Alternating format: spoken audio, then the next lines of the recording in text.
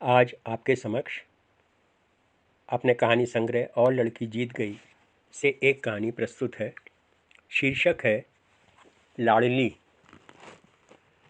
चंडी प्रसाद शादी वाला garment store में आज बहुत गहमा गहमी थी, क्योंकि एक विदेशी कंपनी से इसे 5 करोड़ का सप्लाई ऑर्डर मिला था। हर कोई इधर उधर भाग दौड़ कर रहा था। इस गारमेंट स्टोर की शहर में बड़ी साख थी। यहाँ के शादी के रेशमी जोड़े बड़े मशहूर थे। दुल्हन हिंदू हो या मुसलमान, सिख हो या ईसाई, हर धर्म और रीति रिवाज की पोशाकें यहाँ हमेशा उपलब्ध रहती थीं। इसकी खास बात यह थी कि यहाँ हर कीमत के दुल्हन सूट मिल जाते थे। एक आम हैसियत वाला भी अपनी बेटी की पोशाक के लिए बेधड़क इस शोरूम में घुस जाता था। इस शोरूम के मालिक चंडी प्रसाद जी ने खुद तो शादी नहीं की थी, लेकिन कारोबार ब्याह बारात वाला चुना था। 60 की उम्र पार कर चुके चंडी प्रसाद से जब दोस्त मजाक में इसकी वजह पूछते तो वे हकलाते हुए बताते कि हम अगर घोड़ी चढ़ते तो हमारे आंगन में भी कोई काले सिर वाली लाल जोड़े में उतरती, लेकिन हमारी हक्कल जुबान ने ये सपना पूरा नहीं होने दिया। फिर हमने भी ठान लिया कि अब जब भी किसी आंगन में दुल्हन उतरेगी तो वो हमारी ही दुकान के रेशमी लिबास में सजी होगी। आज तक हज़ारों दुल्हनों के लिए मैं सुहाग का जोड़ा बेच चुका हूँ।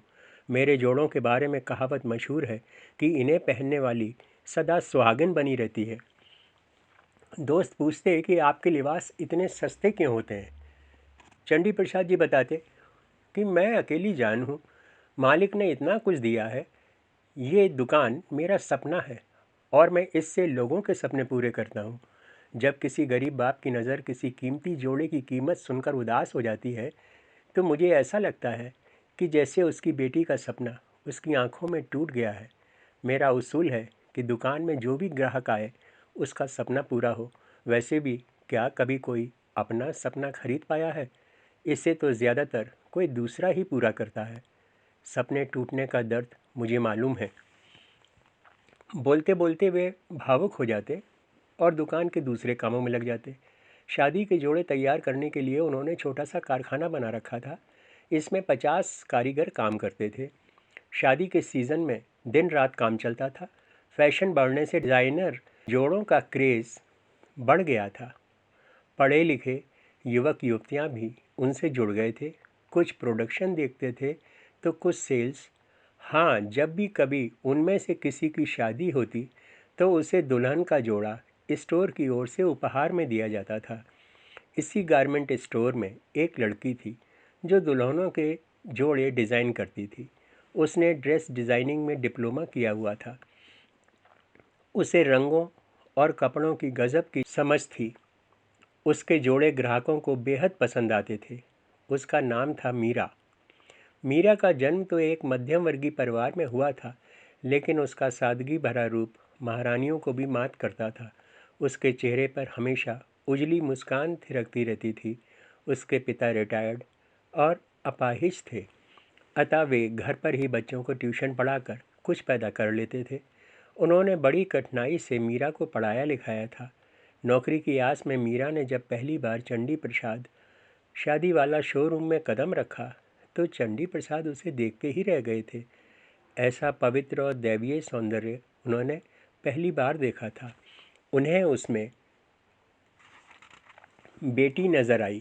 मीरा को नौकरी मिल गई और उसके घर की हालत सुधरने लगी। मीरा ने यहाँ के काम की बारीकी को समझा। फिर उसने चंडी प्रसाद जी को समझाया कि दुल्हनों के पारंपरिक लहंगा सूट का क्रेज़ अब ख़त्म हो रहा है, डिज़ाइनर सूट का ज़माना है। फिर उसने कंप्यूटर पर अपनी कल्पना के रंग भरकर नए सूट डिज़ाइन किए। इनमें विविधता थी। ये जोड़े हर रंग रूप और कद काठी की दुल्हन को गरिमा और सौंदर्य से सराबोर कर देते थे। पहली बार जब उसने अपने डिज़ाइन किए हुए परिधानों को खुद पहन कर दिखाया तो उसके रूप की आभा देखकर सारा स्टाफ चकित रह गया था। अपनी खुश मिजाजी और व्यवहार से उसने सबका मन जीत लिया था। होने वाली दुल्हनें भी ज़्यादातर उसी की सलाह से जोड़े पसंद करती थीं। रईसों की लाडलियों को भी वह संभाल लेती थी। स्टोर में जब वह एक काउंटर से दूसरे काउंटर पर थिरकती हुई ग्राहकों के हाथ में उनके पसंद के जोड़े थमाती तो चंडी प्रसाद मुग्ध होकर उसे देखते रह जाते। उन्होंने मन ही मन संकल्प कर लिया था कि एक दिन मीरा की शादी वे खुद कराएंगे, लेकिन संकोच वश शब्द कभी उनके ओठों पर नहीं आए। ईश्वर ने उनका घर बसाकर यदि एक बेटा दिया होता तो वे तत्काल उसे घर की बहू बना लेते। जब कभी वे उसे आराम करने को बोलते तो वह परिहास करती कि बैठे रहने से तो मैं मोटी हो जाऊंगी। चंडी प्रसाद भी उसकी बातों पर ठहाका लगाकर हंस पड़ते। सेठ जी ने हाल ही में एक नौजवान को स्टोर में नौकरी दी थी। उसका नाम था श्याम। उसने भी फैशन डिज़ाइनिंग में डिप्लोमा किया था। वह मीरा के व्यक्तित्व से प्रभावित था और उसके आसपास बने रहने की कोशिश करता था। सेठ जी और मीरा दोनों ही इस बात को जानते थे। मीरा ने कभी काम के अलावा उसे कोई बढ़ावा नहीं दिया था, हालांकि वह उसे नापसंद भी नहीं करती थी। स्टोर रात 8:30 बजे बंद होता था और मीरा 8:45 की बस पकड़कर अपने घर आ जाती थी। उसके पिता ने प्राइमरी स्कूल की नौकरी के दौरान ही 2 कमरों का एक फ्लैट कारपोरेशन वालों से ले लिया था। अब वे बेटी और पत्नी के साथ इसी में रहते थे। कारपोरेशन फ्लैट्स शहर से 15 किलोमीटर दूर थे। इस रूट के बस वाले मीरा को पहचानने लगे थे। सड़क किनारे इंतज़ार करती मीरा को देखकर वे खुद ही बस रोक देते थे। 8:45 की बस के ड्राइवर एक सरदार जी थे। वे उसके लिए रोज़ एक सीट रोक कर लाते थे। मुस्कुराती हुई मीरा बस में अंदर आते ही जब उन्हें सत श्री अकाल बोलती तो वे निहाल हो जाते। ठंड के मौसम में वे उसे दुलार से टोकते, ओए कुड़िए, ये पॉलीथीन जैसे स्वेटर में तुझे ठंड नहीं लगती? अरे कुछ मोटा पहना कर। उनकी बातों में छिपे अपनेपन को वह समझती थी, अतः बस मुस्कुरा कर रह जाती। हमीद भाई इस बस के कंडक्टर थे और 50 पार कर चुके थे। सीट पर बैठते ही मीरा अपना पर्स खोलते हुए उन्हें आवाज़ लगाती, हमीद भाई एक टिकट कारपोरेशन फ्लैट। हमीद भाई अपनी टिकट बुक संभालते लड़खड़ाते उसके पास आकर कुनमुनाते, रोज़ ही तो देता हूँ, मुझे भी याद है। साहबजादी बस में बैठते ही बस हुक्म देने लगती हैं, हमीद भाई एक टिकट। अरे ज़रा सांस तो ले लिया करो। उनकी बातें सुनकर वह खिलखिलाकर हंस पड़ती। बस की हल्की रोशनी में उसके दांत मोती की लड़ी से चमकने लगते। हमीद भाई भी खुश होकर अपनी सीट पर आ जाते। वो जहाँ भी जाती एक रिश्ता बना लेती थी। वो थी ही ऐसी। हर कोई उसका इंतज़ार करता था। विदेश से इतना बड़ा ऑर्डर मिलने पर काम बहुत बढ़ गया था। ऑर्डर भी 6 महीने में पूरा होना था। क्लाइंट ने हिंदुस्तानी रंगों की विशेष फरमाइश की थी। डिज़ाइनिंग का सारा जिम्मा मीरा के सिर था। चंडी प्रसाद जी ने एक्स्ट्रा कारीगरों को बुलवाकर काम पर लगा लिया। कुछ नई सिलाई मशीनें भी मंगवा लीं। तैयार माल रखने के लिए गोदाम भी किराए पर ले लिया। पैकिंग केसेस पर विभिन्न लिबासों में मीरा के फ़ोटो छपे थे। यह ऑर्डर मीरा की वजह से ही फर्म को मिला था। हर काम की देख रेख वह खुद कर रही थी। सुबह 9 बजे आकर वह सबसे पहले वर्कशॉप में प्रोडक्शन और मटेरियल की पोजीशन लेती, फिर कंसाइनमेंट का ब्यौरा तलब करती। यहाँ का काम 10 बजे तक निपटाकर वह समय से शोरूम में पहुँच जाती। शोरूम काफ़ी बड़ा था। सेल्स देखने के लिए वहाँ करीब 50 लड़के लड़कियाँ काम करते थे। वह इस कदर काम में डूबी रहती कि उसे पता ही नहीं लगता कि कब शाम हो गई। दिन भर हर तरफ से मीरा मीरा की पुकार लगती रहती और वह कभी यहाँ कभी वहाँ चिड़िया की तरह उड़ती रहती थी। उसे कभी किसी ने झुंझलाते हुए नहीं देखा था। उसके होठों पर हमेशा मुस्कान रहती थी। वह सबको अपनी सी लगती थी, शायद इसीलिए सबकी लाडली थी। लेकिन समय को शायद ये रास नहीं आया और उस दिन अनहोनी मानो उसका इंतज़ार कर रही थी। उस दिन स्टोर में अगले कंसाइनमेंट की पैकिंग का काम काफ़ी पिछड़ गया था, लेकिन मीरा ने भी हारना नहीं सीखा था। वह सेल्स से कुछ लोगों को लेकर खुद पैकिंग सेक्शन में पहुंच गई। वहां उसने खुद खड़े रहकर सारा काम समय से पूरा करा दिया। इसे पूरा करने में रात के 9 बज गए। जब वह घर जाने लगी तो चंडी प्रसाद बोले, देर हो गई है, तुम्हें मेरा ड्राइवर घर छोड़ देगा। वह बोली, हाँ ड्राइवर तो मुझे छोड़ देगा, लेकिन आप यहाँ बैठकर गाड़ी का इंतज़ार करेंगे। फिर रात की पूजा लेट हो जाएगी, जाहिर है खाना भी लेट होगा, फिर सोना भी देर से होगा। जब नींद पूरी नहीं होगी तो सुबह ब्लड प्रेशर बढ़ेगा। इसके बाद आप कल सारा दिन बात बात पर सबको गुस्सा करेंगे। ना बाबा ना, मैं खुद चली जाऊंगी। लॉन्ग रूट की कोई ना कोई बस तो मिल ही जाएगी। चंडी प्रसाद बड़बड़ाए। लड़की है कि मशीन गन, अपने सामने किसी की सुनती ही नहीं, बस बोले चली जाती है। श्याम भी आज छुट्टी पर है, नहीं तो उसी के साथ घर भेज देता। वे उसे जाते हुए देखते रहे। मीरा जब शोरूम से निकली तो उस वक्त हल्की ठंडी हवा चल रही थी। जुलाई का अंत था। ठंडी हवा उसे भली लगी। आकाश में हल्के हल्के बादल थे। लोकल रूट की बसें बंद हो चुकी थीं। लॉन्ग रूट की बसें अड्डे से ही फुल होकर निकल रही थीं। मीरा ने कई बसों को हाथ दिया लेकिन कोई नहीं रुकी। ठंडी हवा अब तेज़ होने लगी थी। आसमान में बादल भी घने होकर बरसने को बेताब हो रहे थे। थकी मांदी मीरा को अब थोड़ी घबराहट होने लगी। जहाँ से वे बस पकड़ती थी वह रेगुलर बस स्टॉप नहीं था, अतः कोई शेड वगैरह नहीं बना था। उसे सड़क पर अकेला देख बिगड़ल रईस जादों से भरी एक कार उसके पास आकर रुकी। उनमें से एक सिर बाहर निकला और अश्लील इशारा करके बोला, अंदर आ जाओ मैडम, सुबह सही सलामत घर छोड़ देंगे।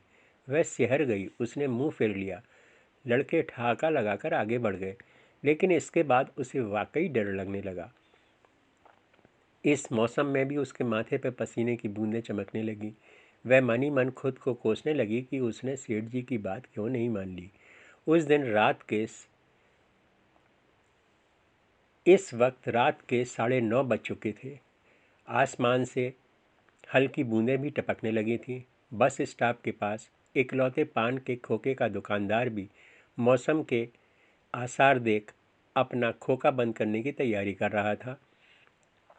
यह देख मीरा की बेचैनी और बढ़ गई।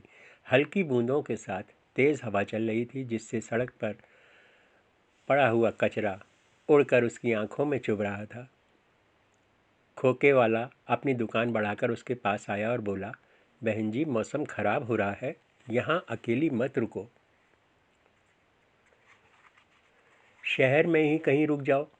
अब इस रूट पर कोई गाड़ी नहीं है। वह बोली, घर वाले चिंता करेंगे, अभी ट्रकों का चलना शुरू हो जाएगा, किसी भी ट्रक में बैठकर निकल जाऊंगी, कारपोरेशन फ्लैट तक ही तो जाना है। खोखे वाला बोला, जैसी आपकी मर्जी। वह अपने रास्ते चला गया। इधर मीरा के अभी तक वापस न आने से उसके माँ बाप मौसम का मिजाज देखकर और परेशान हो रहे थे। उसकी माँ देवी मैया से बार बार मीरा की कुशलता के लिए हाथ जोड़ रही थी। आज सुबह से ही उसकी बाईं आंख फड़क रही थी। उनकी नज़रें उसके आने के रास्ते पर टिकी थी। उधर चंडी प्रसाद जी पूजा और भोजन के बाद अपने बेडरूम में पहुंचे। उनका सेवक राम प्रसाद ग्लास में गर्म दूध और प्लेट में ब्लड प्रेशर की गोली रखकर ले आया। गोली देखकर उन्हें मीरा की बातें याद आ गईं। उनके मोहटों पर मुस्कान खेल गई। राम प्रसाद बोला, लाला जी लाइए, थोड़ा पैर दबा दूँ, नींद अच्छी आएगी। लाला जी ने उसे प्यार से डपटा, रहने दे, अभी मैं बूढ़ा थोड़े हुआ हूँ जो सब मेरी चिंता करते हो। दिन भर बैठा ही तो रहता हूँ। एक वो महारानी है जो दुकान में मुझ पर हुक्म चलाती है, और दूसरे तुम हो जो घर में बादशाह की तरह मुझ पर सवार रहते हो। इतने में बाहर ज़ोर से बादल गरजे। वे बोले, मैंने उससे इतना कहा था कि ड्राइवर छोड़ देगा, लेकिन नहीं मानी। पता नहीं अभी घर पहुंची भी होगी कि नहीं। ईश्वर उसकी रक्षा करे। कहते कहते वे लेट गए। राम प्रसाद लाइट बंद करके चला गया। अचानक जोर से बिजली कड़की और इसी के साथ तेज़ी से मोटी मोटी बूंदें पड़ना शुरू हो गई। मीरा जब भीगने लगी तो उसने चुन्नी सिर पे लपेट ली। इतने में उसे सामने से आते हुए एक ट्रक की हेडलाइट्स दिखी। ट्रक उसके पास आकर रुक गया। हेडलाइट्स की रोशनी में बारिश की तिरछी लकीरें तीर की तरह दिख रही थीं। ट्रक की खिड़की से एक सिर बाहर निकला और लड़खड़ाती जुबान में बोला, कहीं जाना है? वह बोली, हाँ, कारपोरेशन फ्लैट तक जाना है। वह बोला, 20 रुपये लगेंगे, मंजूर हो तो अंदर आ जाओ। हम उसी तरफ जा रहे हैं, तुम्हें मेन सड़क पर उतार देंगे, कॉलोनी में अंदर नहीं जाएंगे। शायद उसने शराब पी रखी थी। उसकी आवाज़ लड़खड़ा रही थी, लेकिन बात उसने ठीक ठाक ही की थी। फिर भी मीरा का मन ट्रक में बैठने को नहीं मान रहा था। केबिन में अंधेरा था। ड्राइविंग सीट पर डैशबोर्ड की लाइट में एक सफ़ेद दाढ़ी वाले सरदार जी का चेहरा दिख रहा था। बारिश तेज़ होती जा रही थी और सड़क पर दूर दूर तक कोई दूसरा साधन नहीं था।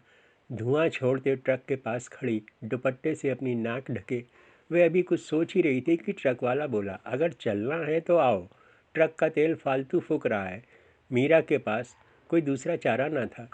अंधियारी बरसाती रात में तरबतर कपड़ों में वह सड़क पर भी तो नहीं खड़ी रह सकती थी। उसने ट्रक में बैठने का फैसला किया। केबिन वाले ने दरवाज़ा खोलकर उसे भीतर ले लिया। ड्राइवर साहब बोले, आजा पुत्र, इत्थे बैठ जा, तू तो पूरी गीली हो गई है। वह उनके बगल में बैठ गई। उसने पीछे पलटकर देखा तो हल्के अंधेरे में 2-3 चेहरे दिखाई पड़े। सरदार जी बोले, कोई नहीं जी, इन्हें पिछले चौराहे से बिठाया है, ये आटा मिल का नाइट स्टाफ है, इन्हें आगे छोड़ दूंगा। मीरा सिमट कर बैठ गई।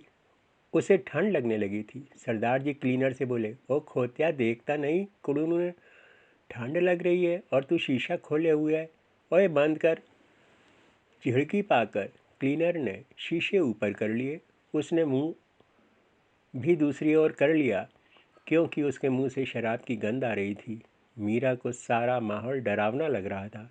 सफ़ेद दाढ़ी वाले ड्राइवर साहब की आवाज़ ही उसे तसल्ली दे रही थी।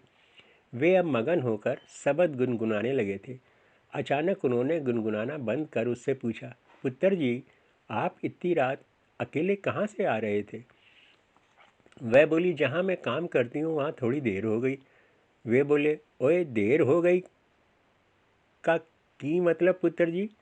आपके बेबे और पापा जी की तो जान ही आधी हो रही होगी। पुत्र, जमाना बड़ा खराब है। इतने में केबिन की पिछली सीट से आवाज़ आई, अरे पापा जी, इन्हें देखकर जान तो हमारी आधी हो गई है। क्लीनर इस समय खिड़की से कंधा लगाए ऊँग रहा था। पीछे वाले की आवाज़ सरदार जी के कानों में पड़ गई। उन्होंने झटके से ट्रक सड़क किनारे लेकर रोक दिया। फिर ड्राइविंग सीट से पलटकर पिछली सीट वालों को उन्होंने जलती हुई आंखों से घूरा और बोले, उतरो कमीनों, नीचे, मैं निकालता हूँ तुम्हारी जान, अभी और यहीं। ट्रक के झटके से क्लीनर की आंख खुल गई। बाहर तेज बारिश हो रही थी। सड़क के दोनों ओर अंधेरे में डूबे हुए खेत थे। तेज बारिश की वजह से गाड़ियां अब सड़क किनारे खड़ी होना शुरू हो गई थीं। सरदार जी की ललकार सुनकर पिछली सीट पर कुछ हरकत हुई। उनमें से किसी ने पिछली सीट के नीचे रखी लोहे की राड निकाली और सरदार जी के सिर पर मार दी। सरदार जी स्टीयरिंग व्हील पर ढेर हो गए। फिर एक ने क्लीनर के गले में पीछे से मफलर का फंदा डाला और कसना शुरू कर दिया। क्लीनर हाथ पांव पटकने लगा। ड्राइवर और क्लीनर के बीच सिमटी मीरा को समझ ही नहीं आया कि अचानक ये सब क्या होने लगा था। सब कुछ पलक झपकते हो गया। माजरा समझकर जैसे ही वह चीखने को हुई कि किसी ने पीछे से उसकी गर्दन थाम कर मुँह दबा लिया। वह अपने साथियों से बोला, इन दोनों सालों को बाहर खेत में फेंक दो। क्लीनर के शरीर में कोई हलचल नहीं थी। उसका दम घुट गया था। मीरा डरी हुई कबूतरी सी अब उनके पंजे में थी।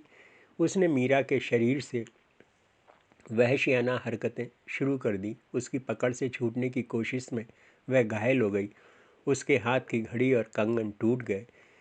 कलाई से खून बहने लगा। लाशों को खेत में फेंककर उसके दोनों साथी भी ट्रक में वापस आ गए।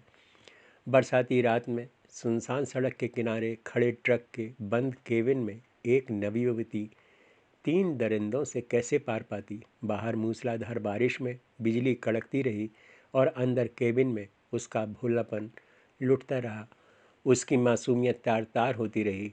उसकी चीखों और गिड़गिड़ाने का उन दरिंदों पर कोई असर नहीं हुआ। वे उसका तन और मन छलनी करते रहे। वह बेसुध हो गई। बारिश बरसकर थम गई। बिजली कड़ककर शांत हो गई। सूरज की पहली किरण निकलने के पहले ही वे नरपिशाच रात के अंधेरे में कहीं गुम हो गए। उन्हें कोई नहीं जानता था कि वे कौन थे, कहाँ से आए थे। सुबह होने पर गांव वालों ने सड़क किनारे खेत में ड्राइवर और क्लीनर की लाशों को देखा। लावारिस खड़े ट्रक के दरवाजे से उन्हें किसी स्त्री के पैर दिखाई पड़े तो उन्होंने भीतर झांका। अंदर का दृश्य देखकर उनके रोंगटे खड़े हो गए। ट्रक की स्टीयरिंग और सीटें खून से सनी थीं। खून अब जमने लगा था। केबिन की पिछली सीट पर एक युवती का खून से लथपथ अर्धनग्न शरीर पड़ा था। उसकी सांसें बड़ी मुश्किल से चल रही थीं। लोगों ने एम्बुलेंस बुलाने के लिए फ़ोन किया और कपड़े से उसे ढक दिया। आनन फानन में युवती को अस्पताल लाया गया। एक ही रात में कल तक हंसती मुस्कुराती मीरा का शरीर अब छत विक्षत हालत में आईसीयू में पहुंच गया था। वह कोमा में चली गई थी और अब मशीनों के सहारे जिंदा थी। खबर नवीसों को जब इस जघन्य कांड की जानकारी मिली तो उन्होंने 24 घंटों में सारे देश को इससे परिचित करा दिया। समाज के सभी तबकों से मुलजिमों को पकड़कर कड़ा से कड़ा दंड देने की मांग उठने लगी।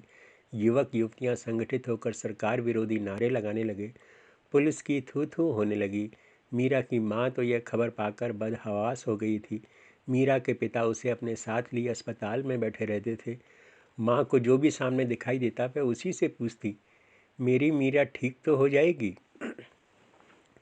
चंडी प्रसाद को जब ये खबर मिली तो वे हतप्रभ रह गए। वे भागे भागे अस्पताल आए। उन्होंने आईसीयू के दरवाजे से झांक कर जब भीतर कोमा में पड़ी मीरा को देखा तो उनका हृदय चीत्कार कर उठा। उनकी आंखों से आंसू बहने लगे। वे इस सब का खुद को दोषी मानने लगे। उन्हें लगा कि वे यदि जिद करके उसे रात में अपनी गाड़ी से घर भेज देते तो ये शायद हादसा ना होता।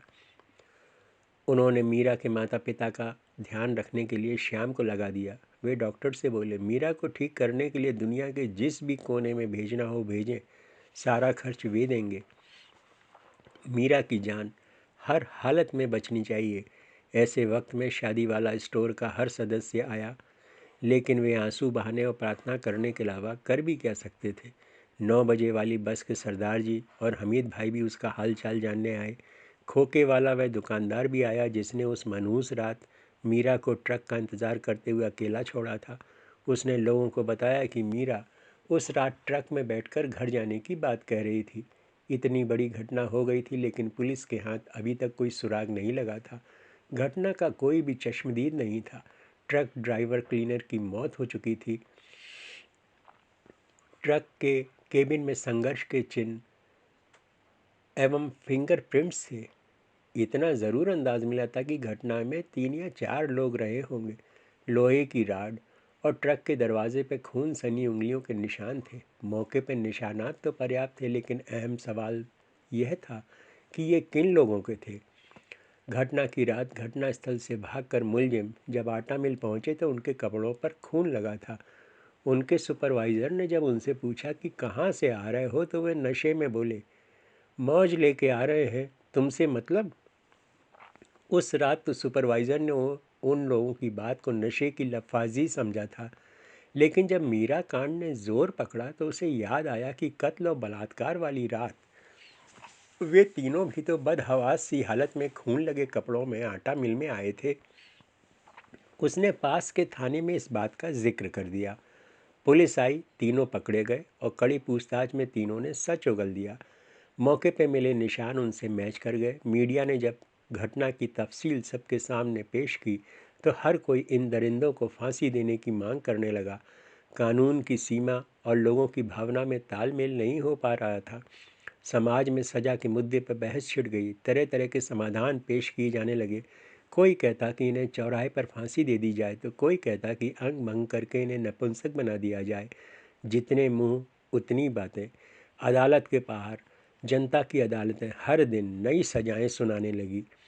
वकीलों ने भी मुलजिमों की पैरवी करने से इनकार कर दिया था। मुलजिम गिरफ्तार होकर जब जेल पहुंचे तो वहां बंद कैदियों ने जूतों से पिटाई कर इनकी आगवानी की। इनके गुनाह उनकी नज़रों में इतने गिरे हुए थे कि उन्होंने इनके खाने में मैला तक परोस दिया। उन्होंने इन दरिंदों के साथ अप्राकृतिक कृत्य कर इन्हें भी लहूलुहान कर दिया। परिणामतः कोर्ट में जब उनकी पहली पेशी हुई तो ये तीनों जज साहब के सामने बुक्का फाड़कर रो पड़े और बोले, साहब हमें यहीं फांसी दे दो, लेकिन वापस जेल मत भेजो। हमें अपने सारे गुनाह मंजूर हैं। जेल में कैदी कहते हैं कि सालो तुम्हें अगर अदालत ने छोड़ भी दिया तो हम तुम्हें नहीं छोड़ेंगे। मुलजिमों की फरियाद सुनकर जज साहब दंग रह गए। उन्हें मालूम पड़ा था कि कैदियों ने जेल में उपवास रखकर मीरा की सेहत और सलामती के लिए दुआएं मांगी थी। उनके लिए यह अनोखा तजुर्बा था। इनका कृत्य अपराधियों की नज़र में भी अक्षम्य था। यह शायद गुनाह की सीमा को भी पार कर गया था। गोया गुनाह करने की भी कोई तयशुदा वजह और मर्यादा होती है। जेल के बंदियों ने कहा था कि जुर्म यदि रोटी कपड़ा और मकान के लिए किया गया हो तो समझ में आता है, लेकिन नारी की इज्जत लूटने का जुर्म तो संपूर्ण नारी जाति का अपमान है। यह सभी जुर्मों से बड़ा है। आखिर अपराधी की भी तो माँ बहन होती है। कुल मिलाकर बंदियों की सद्भावनाएं भी पीड़िता के साथ थी। यह एक अच्छी बात थी। मीरा की हालत में सुधार हो रहा था। डॉक्टरों को उम्मीद बनने लगी थी कि वे जल्दी ही होश में आ जाएगी। चंडी प्रसाद प्रतिदिन मीरा का हालचाल लेने आते और उसके माँ बाप का हालचाल भी श्याम से ले लेते। वह उनका पूरा ध्यान रख रहा था। एक दिन उन्होंने डॉक्टरों से मिन्नत करके मीरा के पास बैठने की इजाज़त मांगी। डॉक्टरों ने कहा कि मीरा तो बेहोश है, आप क्या करेंगे? लेकिन सेठ जी बोले, अगर कुछ क्षण वे उसके पास बैठ लेंगे तो उन्हें सुकून मिल जाएगा। उनकी बूढ़ी आंखों से टप टप आंसू टपकने लगे थे। डॉक्टरों ने उन्हें अनुमति दे दी। सेठ जी आईसीयू में मीरा के पलंग के पास रखे स्टूल पर बैठ गए। उसके चेहरे पर नज़र पड़ते ही उनका कलेजा मुंह को आ गया। कल तक जिस चेहरे पर हमेशा मुस्कान खिली रहती थी, आज वही शांत और निस्तेज पड़ा था। उसके शरीर में कोई हरकत नहीं थी। उन्होंने उसके माथे पे हाथ रखा और उससे ऐसे बातें करने लगे मानो वह सब कुछ सुन रही हो। उनकी बूढ़ी दर्द भरी आवाज़ मीरा के कानों से टकराने लगी। वे सुबकते हुए बोले, स्टोर में सब तुम्हारे लिए बहुत दुखी हैं और हर वक्त तुम्हारी सलामती की दुआ करते हैं। मीरा, जब तुम ठीक हो जाओगी तब हम सब मिलकर विदेश वाला ऑर्डर पूरा करेंगे। फ़िलहाल इसे रोक दिया है। तुम ही इस ऑर्डर को लाई थी, अब तुम ही इसे पूरा करोगी। उनकी आवाज़ भर्राने लगी थी। पता नहीं उनके शब्दों में कोई जादू था या मीरा के अचेतन ने उनका दर्द पहचान लिया था। लाला जी को अचानक अपनी हथेली के नीचे कुछ गीला सा महसूस हुआ। उन्होंने हथेली हटाई तो देखा कि मीरा की आंखों से आंसू की धारा बह रही थी। लाला जी को अपनी आंखों पर यकीन नहीं हुआ। उन्होंने आंसुओं को छुआ तो वे ठंडे थे। ये अगर दुख के होते तो शायद गर्म होते। वे विभोर हो गए क्योंकि उनकी मीरा उन्हें सुन रही थी। वे पागलों की तरह डॉक्टर को बुलाने दौड़े। डॉक्टरों ने मुआयना किया और बताया कि मीरा जल्दी ही खतरे से बाहर आ जाएगी क्योंकि इसके दिमाग ने अब काम करना शुरू कर दिया है। ये खबर जंगल की आग की तरह चारों ओर फैल गई। लोगों को उम्मीद बंध गई कि होश में आकर मीरा पुलिस को बयान देगी और मुलजिमों को भी पहचान लेगी। फिर उन जालिमों को कानून के फंदे से कोई नहीं बचा सकेगा। मीरा के साथ हुए हादसे ने जनमानस को बुरी तरह से झकझोर दिया था। कामकाजी लड़कियों और महिलाओं की सुरक्षा के प्रति गहन चिंतन मनन शुरू हो गया था। कुछ लोग बलात्कारियों के लिए मृत्युदंड की वकालत कर रहे थे तो कुछ दंड बढ़ाने की बजाय इसे सुनिश्चित करने के पक्षधर थे। इन लोगों का तर्क था कि अपराधी को यदि पकड़े जाने और दंड पाने का डर हो तो वह अपराध करने से डरेगा। दंड की सुनिश्चितता अपराध को रोकती है, ना कि इसका इजाफा। यदि ऐसा होता तो अब तक हत्या पर रोक लग गई होती, क्योंकि इसके लिए तो पहले से ही मृत्युदंड का प्रावधान है। घटना जन भावनाओं से जुड़ी थी। इसके समाधान भी संपूर्ण व्यवस्था से जुड़े थे। इस घटना ने समाज में बड़ी असहज स्थिति उत्पन्न कर दी थी और स्थिति विस्फोटक हो चुकी थी। अपराध चूंकि पुरुष वर्ग से जुड़ा था, अतः नारी समाज का आक्रोश समाज और प्रचलित व्यवस्था पर केंद्रित था। बहुतों ने इस विषय पर अपने विचार सुरक्षित रख लिए थे। कुछ ने इन्हें व्यक्त करने का साहस भी किया तो उन पर चहुंदिश प्रहार हुए। मुद्दा भावना प्रधान बन चुका था और पुरुष समाज लज्जित था। अति सर्वर्थ वर्जियत अतः अधिक समय तक ऐसी स्थिति नहीं चल सकती थी। ना तो सारे पुरुष बलात्कारी थे और ना ही चरित्रहीन। यह बड़े आश्चर्य की बात थी कि अभी तक वायग्रा जैसी दवाओं पर प्रतिबंध की मांग नहीं उठी थी। बालाएं भी वार से विलुप्त हो गई थीं, किंतु पॉश इलाकों में अभी भी ग्राहकों के साथ पकड़ी जा रही थीं। कुछ ने यहाँ भी विदेशों की भांति शारीरिक संतुष्टि केंद्रों की वकालत की। उनका तर्क था कि यदि प्रवृत्ति को वृत्ति से जोड़ दिया जाए तो यह सामाजिक उपचार समाज में प्रेशर कुकर के सेफ्टी वॉल्व जैसा काम करेगा। प्रवृत्ति नर या नारी नहीं देखती, यह किसी के भी सिर पर सवार हो सकती है। शायद इसीलिए अब पाश्चात्य देश भी समलैंगिकों को पूर्ण सम्मान देने लगे हैं। सामाजिक परिवर्तन टुकड़ों में नहीं बल्कि आमूल और समय चक्र के साथ होना चाहिए। हर मस्तिष्क तरंगित था। लगता था जैसे सारा देश चैतन्य हो गया था। लोग दूरदर्शन पर मीरा के स्वास्थ्य बुलेटिन का इंतज़ार करते थे। डॉक्टरों के अनुसार वह किसी भी दिन होश में आ सकती थी। मीरा के मुलजिमों को जेल में एक एक मिनट भारी पड़ रहा था। ये नर पिशाच वहाँ त्राही त्राही कर रहे थे और खुद को फांसी दिए जाने की गुहार लगा रहे थे। जेल का कानून विचित्र अवश्य था, लेकिन था बड़ा प्रभावी, क्योंकि इसने मुलजिमों की सोच द्रुत गति से बदल दी थी। देश की प्रार्थनाएं और डॉक्टरों के प्रयास फलीभूत हुए। एक दिन मीरा ने आंखें खोल दी। हर तरफ हर्ष की लहर दौड़ गई। पुलिस ने उसके बयान लिए, उसने मुलजिमों की शिनाख्त की। न्यायालय ने तेजी से मामले की सुनवाई की।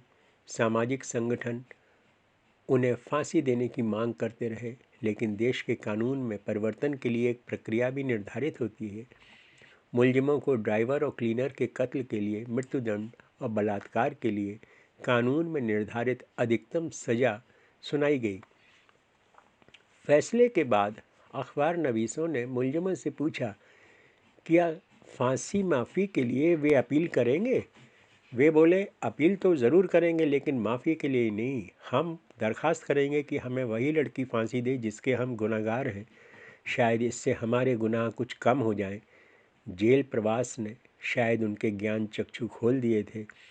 आत्मीजनों और समाज की देखभाल से वह कुछ ही महीनों में स्वस्थ हो गई।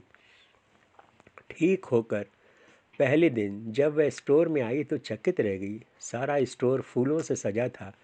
इसका नाम बदलकर अब मीरा शादी वाला स्टोर हो गया था। श्याम सबसे आगे फूलों का गुलदस्ता लिए सेठ जी के साथ उसके स्वागत में खड़ा था।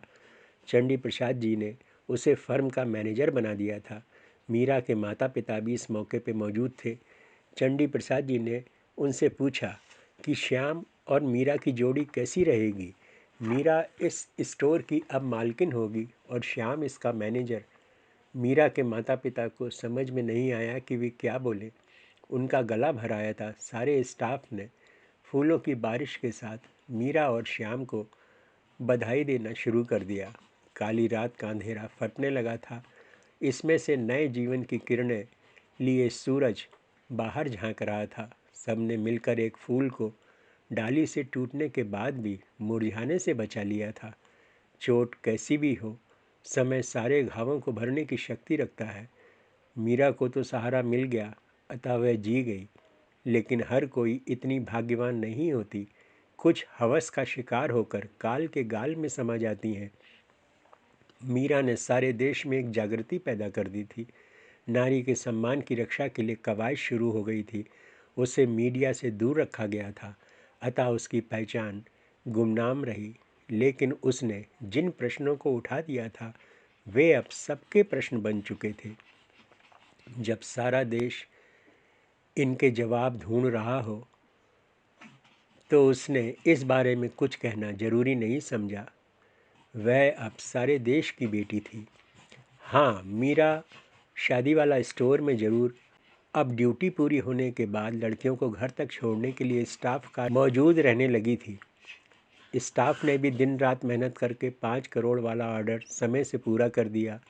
मीरा ने जब इसका चेक चंडी प्रसाद जी के सामने रखा तो उनकी आंखें भर आईं। उन्होंने उसे हृदय से लगा लिया। वे उसके सिर पर हाथ फेरते हुए बोले, कौन कहता है कि बेटियां बाप का मान नहीं रख सकती।